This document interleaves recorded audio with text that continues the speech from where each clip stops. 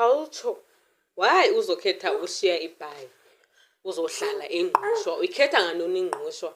Ngoba kaloku imisebenzi opportunities zonke zingapha eBhayi. Oo-SABC bapha.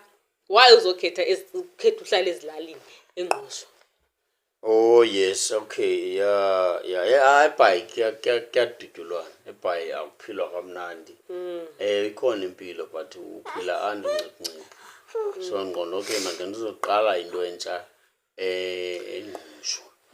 Yes, ndizoqala impilo entsha. Otherwise apha ndizofuna inxuwa eNgqushwa. Ndizofuna inxuwa for abantwana bam. Ndingathi hlaze ndafa kuthiwe I wonder somngcwabela phi. Udani xa ndifile kukhana kuvela intoba lo muntu bengekabi nayo nendawo yakhe eyeyakhe, yebo. So ndizofuna inxiwa ndizakhele ndibe nendawo yam ethi mna. Yes. Okay ke. Omnye umbuzo. Kwezi ukhe uyifumane imali engangoma 100,000 oma 20,000 njengoba uli-celebrity? Ndicapukela kwelo gama lithi-celebrity ke manje, ndiyalicapukela kwelo gama. Ama-celebrity ndicinga into yoba ngalavela e-TV, mna ndikuba TikTok. Ndixhomekeke kakhulu ebantwini ze ndibe nemali. If akho booking andibi namali. I-10,000 zandaba nayo mna ingene eakhawuntini yam 10,000. Ebomi bam bonke nje obundibuphilayo thina nam zandaba nayo 10,000. Ufumana malini wena bhuti eakhawuntini yakho? Mhlawumbi ndiyaphela ko-5. Ithembisa ibingathi 6 ukwehla. Zange wayifumana i-20? Yho, ndingabhubha ifumana i-20. Ndingabhubha.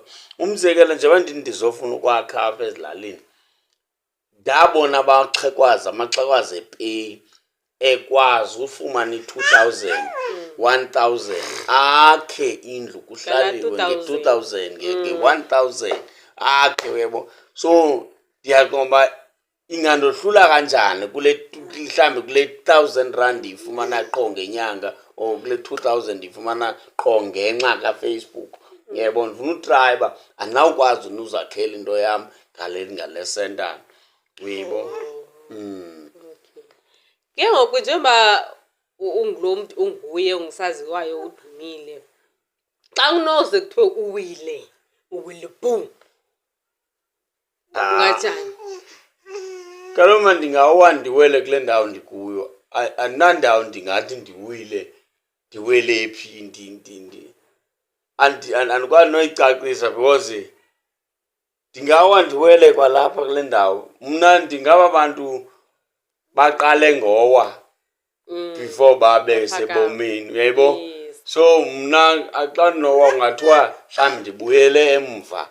Ubuyele emva mhlawumbi kuthiwe ndiyatshaya, ndiyasela, ndiyaba ndibuyele emva mhlawumbi ngakukuwa kwam oko, uyayebo. Because mna impilo yam ndiqale ngowa before i-light.